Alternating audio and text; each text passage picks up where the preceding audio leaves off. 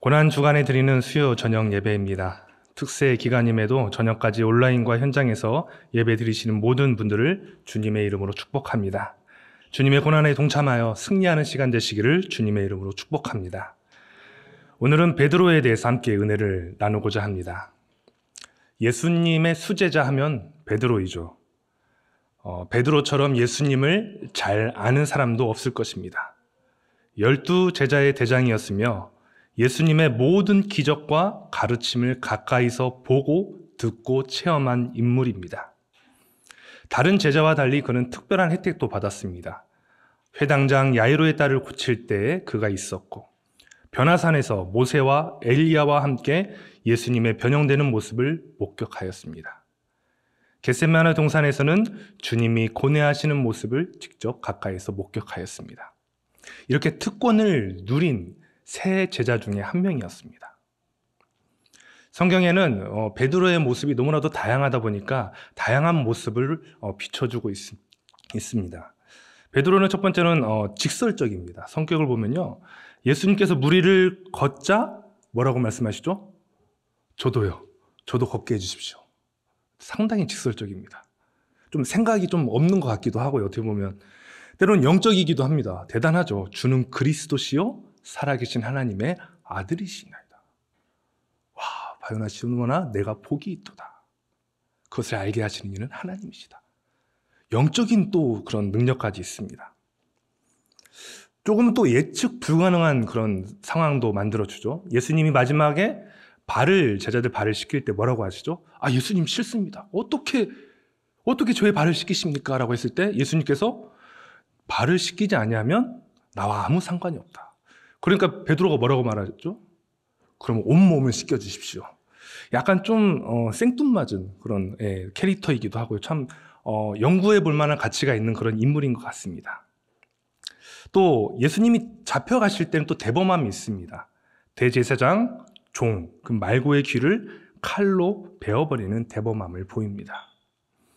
이렇듯 시몬 베드로는 예수님과 늘 함께 있었고 예수님의 사랑도 많이 받았고 제자들 중에서도 가장 많이 등장하는 인물입니다. 그의 성격을 보면 충동적이고 성격이 급하고 서두르기를 잘하고 과한 열정의 소유자이며 가끔 생각 없이 대답하기도 합니다. 이렇게 베드로를 수식하는 단어들이 많이 있지만 오늘 말씀의 사건으로 인해서 베드로는 한 단어로 축소됩니다. 그게 무엇이죠? 배신자. 네. 담임 목사님이 예전에 그 설교 가운데 말씀하신 것 같아요. 예화를 말씀하시면서 이런 말씀을 하셨죠. 배신자의 결론은 죽음뿐이다. 실제로 우리는 배신자를 너무나도 싫어합니다. 왜냐하면 배신을 했기 때문이에요. 역사 가운데 배신자를 보십시오. 우리 일제강점기의 그 아픈 현실 가운데서 우리 나라를 배신한 그 친일파들, 지금도 우리는 싫어하지 않습니까? 당연히 절대 용서 못하죠. 최근에 그 디즈니 플러스라는 TV에서 나온 드라마에 보면요, 카지노라는 드라마가 있습니다. 혹시 보셨나요? 어느 목사님께서 저를 전도하셨어요. 그 영화 보라고 해서 전도하셔가지고 제가 보게 됐는데요. 그 결말이 이렇습니다. 주인공이 자식처럼 키웠던 그 오른팔이었던 그런 사람이 있는데요. 그게 바로 이동이라는 그런 배우입니다. 정팔이라고도 하고요. 이 배우는요, 응답하라 1988에서 동룡이로 나오는 그런 배우입니다. 아실 거예요, 얼굴을 보시면.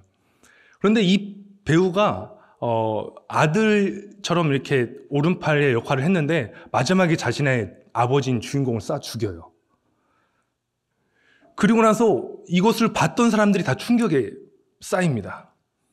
그리고 나서 어떻게 하냐면요, 그건 드라마인데 그 이동이라는 그 사람 연기자의 SNS에 들어가서 그 사람을 막 공격합니다. 배신했다고. 이렇게 배신을 싫어해요. 그래서 SNS에 막 팔로워하는 사람들이 떠나가고 뭐 이러한 일들이 최근에 있었다고 해요. 그래서 그 정파리가 나도 정파리가 싫다라고 이렇게 이야기할 정도로 그 배신에 대해서 우리가 참 싫어합니다. 근데 배신이 왜 마음이 아프고 힘듭니까? 그거는 가까운 사람이 했을 때가 배신이기 때문이에요.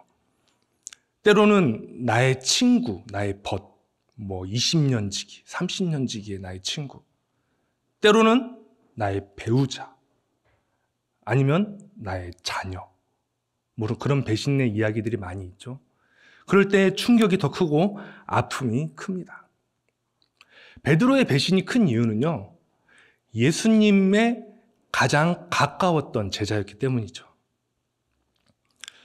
예수님 곁에 있는 사람 중에서 제일 믿을 만한 사람이 베드로였습니다. 그의 다짐에서도 볼 수 있습니다. 누가복음 22장 33절에 이렇게 말하고 있습니다. 함께 읽어보도록 하겠습니다. 시작. 그가 말하되 주여.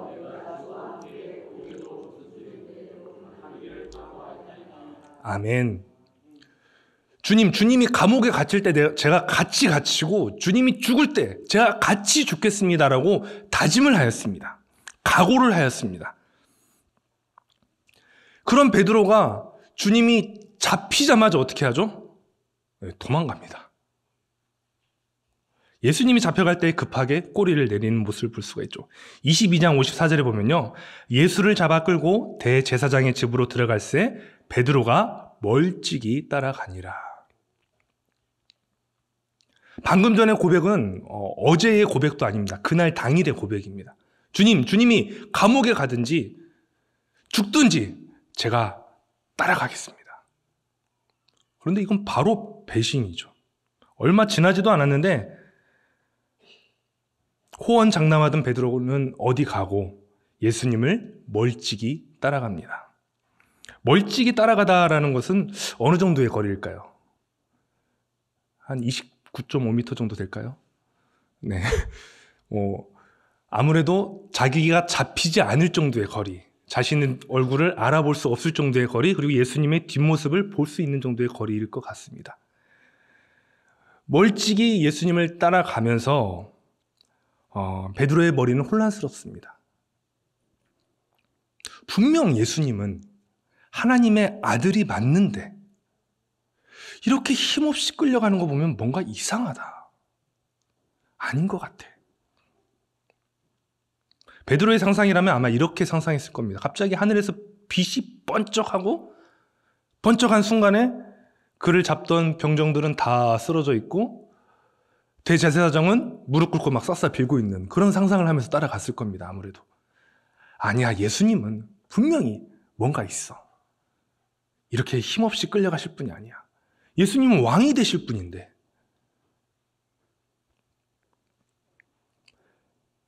멀찍이 적당한 거리를 유지하면서 계속해서 따라가지만 자신의 상상과는 거리가 멀게 예수님은 아무 말씀이 없으시고 마치 도살장에 끌려가는 어린 양처럼 아무 말 없이 끌려가는 모습을 보게 됩니다. 그런 예수님의 모습을 보면서 베드로는 계속해서 적당한 거리를 유지하죠.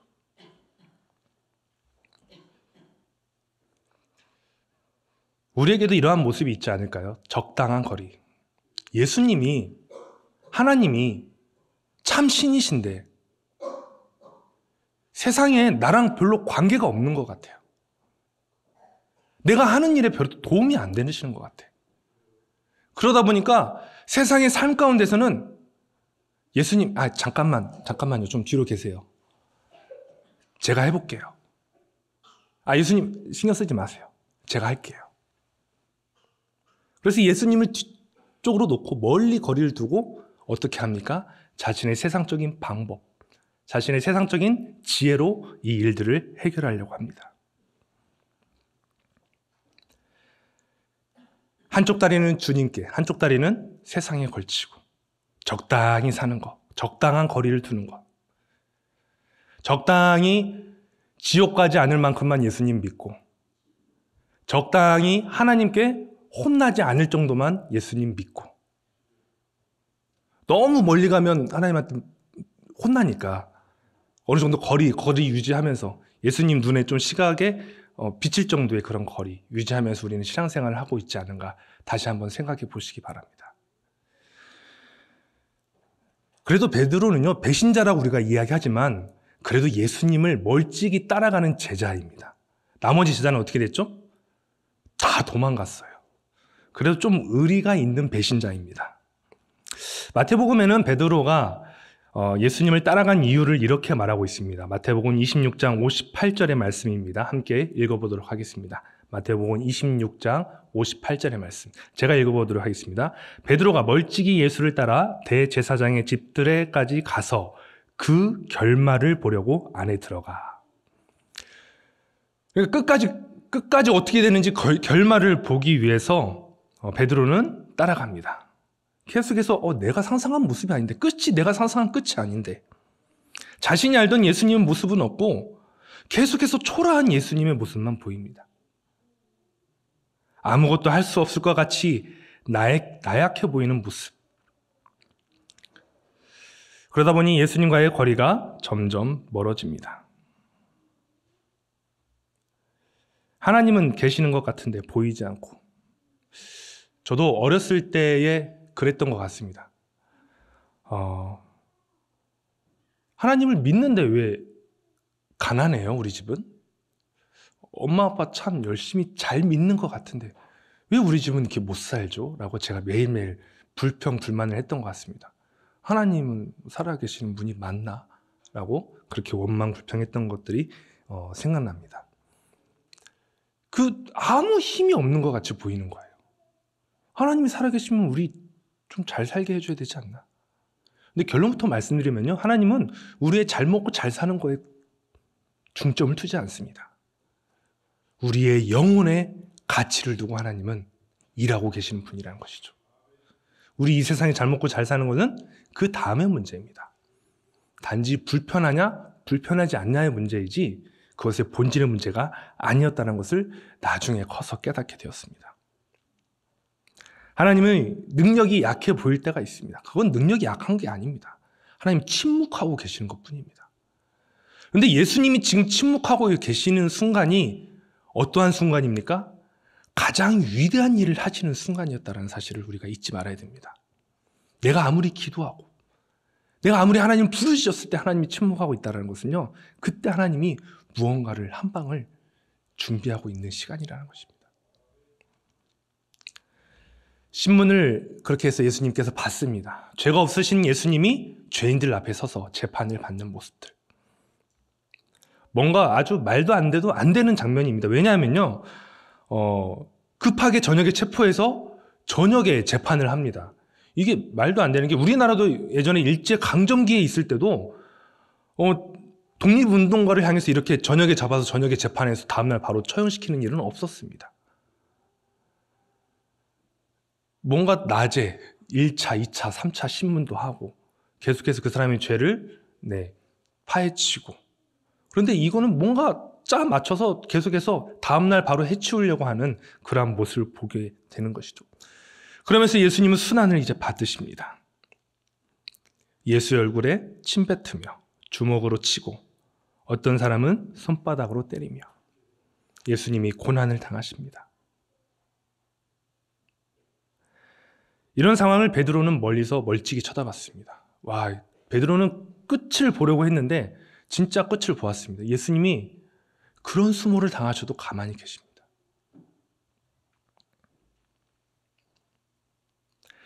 그렇게 마음이 조금 편치 않은, 뭔가 불편한 그 심정 가운데서 갑자기 한 여자가 베드로를 알아봅니다.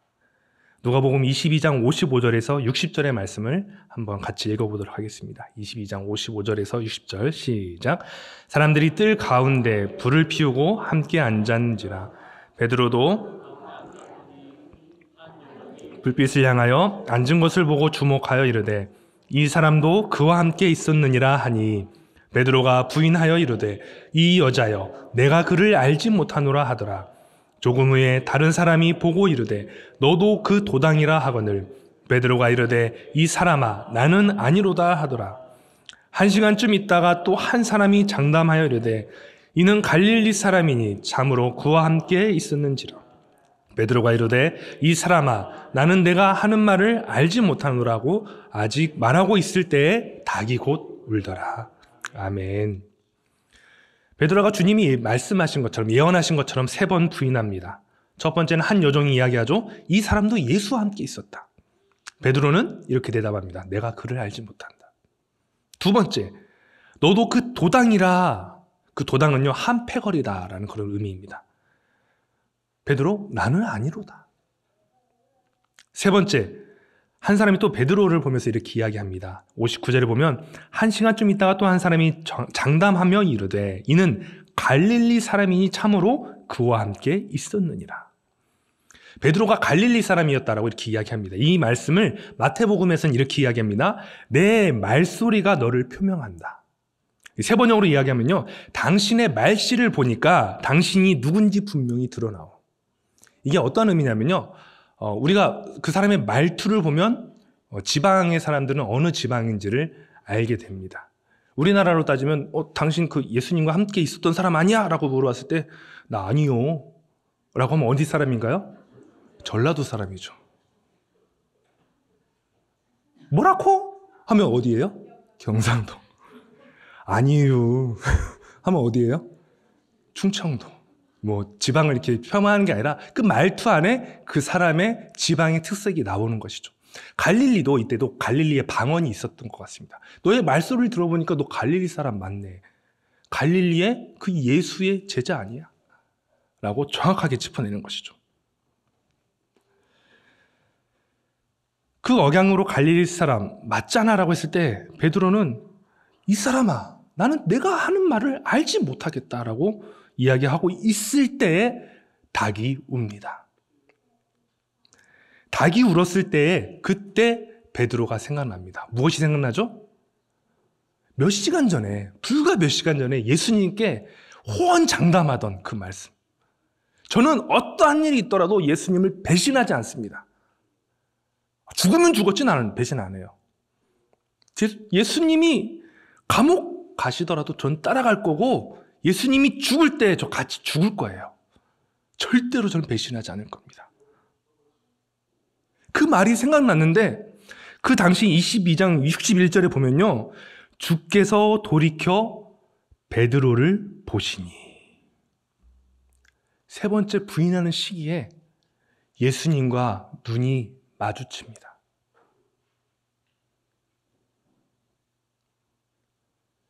예수님이 어떻게 쳐다보셨을까요?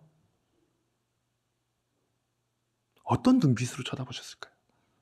너 그럴 줄 알았어, 이 배신자야. 이렇게 쳐다보셨을까요?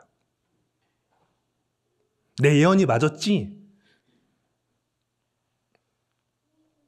아마도 예수님은 안타까운 눈으로, 사랑의 눈으로, 인자한 눈길로 바라보셨을 겁니다. 베드로야, 괜찮아. 내가 배신할 거 다 알고 있었어. 그래서 너한테 얘기했잖아. 너의 연약함, 너의 죄성, 내가 다 알아. 그러니까 괜찮아. 예수님과 눈이 마주친 베드로는 밖에 나가서 통곡을 합니다.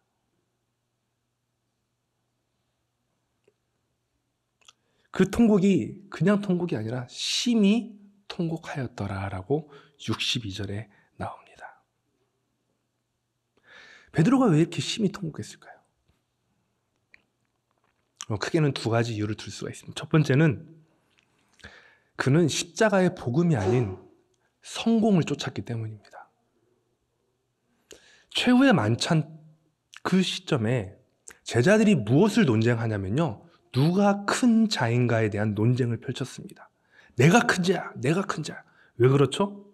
예수님이 왕이 되면 내가 높은 자리, 예수님의 우편에, 왕의 우편에, 아니면 왕의 좌편에 먼저 앉으려고 논쟁을 펼쳤습니다.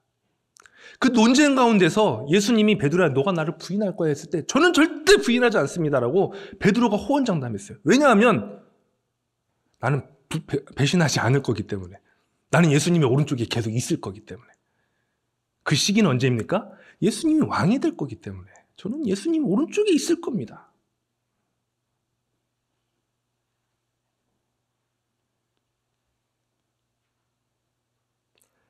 큰 복을 쫓아갔는데 복이 아니고 화로 돌아올 것 같습니다. 그래서 예수님은 그때 부인하게 된 것이죠. 한국교회가 초기에 너무나도 기복신앙을 많이 가르쳤습니다. 예수님 믿으면 복받아, 잘돼, 건강해져. 그러다 보니까 나의 상황이 잘못되면 하나님은 힘이 없으신 분이며 나에게 아무런 도움도 주지 못하는 무능한 분으로 생각합니다. 하나님을 이 세상의 부적과 같이 생각합니다. 하나님 잘 믿으면 내가 잘 되겠지. 잘 안 됐을 때 잘 믿는 게 진짜 복입니다. 잘 안 되고 있을 때 주님을 의지하는 게 진짜 큰 복인 줄 믿습니다. 어느 목사님의 설교 가운데 이런 말씀이 있었습니다. 기복 신앙을 버리고 팔복의 신앙을 쫓으라. 우리가 너무나도 기복을 강조하다 보니까 팔복은 그냥 내팽개칩니다. 우리가 팔복에 대해서 그렇게 깊게 말씀을 전하시는 분이 많지 않았었죠, 예전에는. 심령이 가난한 자는 복이 있나니 천국이 저희 것이며 애통하는 자는 복이 있나니 위로를 받을 것이며 온유한 자는 복이 있나니 땅을 기업으로 받을 것이며 의에 줄이고 목마른 자, 긍휼히 여기는 자, 마음이 청결한 자, 화평케 하는 자, 의를 위하여 핍박받는 자, 이들에게 복이 있다라고 했는데 우리는 이러한 복을 쫓는 게 아니라 기복, 물질의 복, 어떤 세상의 복을 우리는 너무나도 쫓지 않고 있는지 다시 한번 생각해 보시기 바랍니다. 하나님은 전능하신 분이세요. 이런 것들을 줄 수 있습니다. 하지만 잘 먹고 잘 사는 것은 나중의 일이고 먼저는 하나님과의 관계가 중요하다는 것이죠. 하나님이 원하시는 것은 팔복입니다. 마음이 가난하고 심령이 가난하고 온유하고 의에 줄이고 목마른 자를 하나님이 찾으신다는 것이죠. 첫 번째는 성공을 쫓다가 실패했습니다. 두 번째는 베드로의 통곡의 이유. 내 힘으로 아무것도 할 수 없는 연약한 존재라는 것을 깨닫게 되었습니다. 배신한 베드로, 왜 배신이라고 하죠? 그거는 자신만만했기 때문입니다. 주여, 저는 절대로 배신하지 않을 겁니다. 다른 제자들은 다 떠날지어도 저는 떠나지 않을 것입니다라고 호언장담했던 그 베드로가 자신만만하게 얘기했는데 내 힘으로는 절대로 안 되는 것을 깨닫게 된 것입니다. 하나님의 일은요, 내 힘으로 되는 것이 아닌, 내 의지만으로 되는 것이 아닌 오직 주님의 은혜로만 되는 줄 믿습니다. 베드로는 통곡하며 본인의 죄성, 본인의 한계성, 다른 사람은 다 도망가도 나는 도망가지 않을 거라고 다짐했는데, 죽기까지 따르겠습니다라고 다짐했는데, 장담하였는데 아무것도 할 수 없는 그 연약함을 보게 됩니다. 그 죄성과 연약함, 그 한계를 발견하고 통곡하게 되는 것이죠. 내가 주와 함께 오게도 죽는 데에도 가기를 각오하겠습니다. 내가 주와 함께 죽을지언정 주를 부인하지 않겠습니다. 그렇게 큰 소리 떵떵 치던 베드로, 결국 인간의 가장 기본적인 본능, 위험 앞에서, 자기는 목숨 앞에서 목숨을 살리고자 하는 그런 본능에 굴복하고 말았습니다. 그것도요, 재밌는 건요, 로마 병정이 그를 향해서 야, 너 예수와 함께 있었던 자 아니야? 라고 물어본 것도 아니고 한낱 계집 여종, 한낱 남자의 말에 그는 굴복하고 맙니다.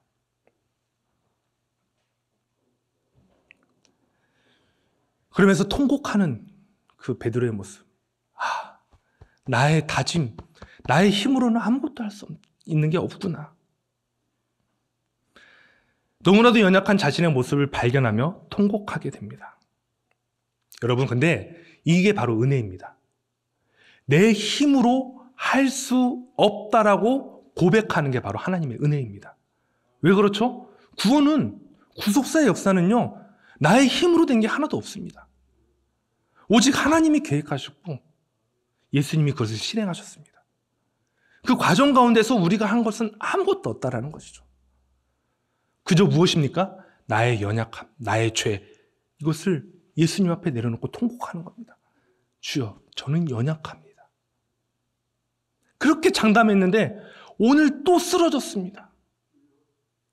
그렇게 내가 죄를 짓지 않겠다라고 다짐했는데 오늘 또 쓰러졌습니다. 그렇게 통곡하며 나의 연약함을 발견할 때 그때 하나님의 은혜를 우리가 경험하게 되는 것입니다. 고난 중간 가운데서 우리가 할 수 있는 게 무엇이 있습니까? 고난에 동참한다? 고난에 동참한다는 것은 내가 통곡의 시간을 갖는 겁니다. 나의 죄성, 나의 연약함, 이걸 가지고 주님 앞에 나오는 거예요. 주님, 또 실수해요. 또 죄 지었어요. 너무 연약해요. 그때 예수님이 저희를 바라보시면서 이렇게 말씀하시죠. 다 알아. 너 연약한 거 알기 때문에 내가 십자가를 진 것이야. 너가 강하였으면 내가 십자가 지지 않았어. 너의 연약함을 알기 때문에 내가 십자가를 진 것이야. 고난주간 우리가 우리의 약함을 주님 앞에 내려놓는 시간이 되기를 주님의 이름으로 축원드립니다. 통곡하면서 저는 이렇게 연약합니다. 하지만 매 순간순간 우리가 통곡하기를 원하시지 않으세요. 우린 이미 십자가의 부활의 승리를 함께 나누는 부활의 영광에 가득한 주님의 백성입니다. 하지만 우리가 나의 공로로 된 것이다라고 생각하는 순간 우리의 은혜는 떨어지는 것이죠. 여기에 있는 게 내가 여기에서 다닌 게 몇 년인데, 내가 어제 성찬식 했잖아요. 그 전에 교회는 그런 분이 있더라고요. 내가 우리 교회에서 마신 포도주가 몇 잔인데 하면서 자랑하시는 분들도 있습니다. 이런 공로를, 자기의 복로를 세우는 분들이 있죠. 여러분, 이 자리에 있는 것은 통곡의 자리입니다. 내가 아무것도 할 수 없습니다. 주님의 은혜입니다라고 고백하고 기념하는 곳이 바로 이 자리입니다. 이 시간 완전하신 주 앞에 우리의 연약함을 고백하며 주님 은혜 안에 가득 잠기는 고난주간이 되기를 주님의 이름으로 축원드립니다. 약할 때 강함 되시는 주님을 발견하시고,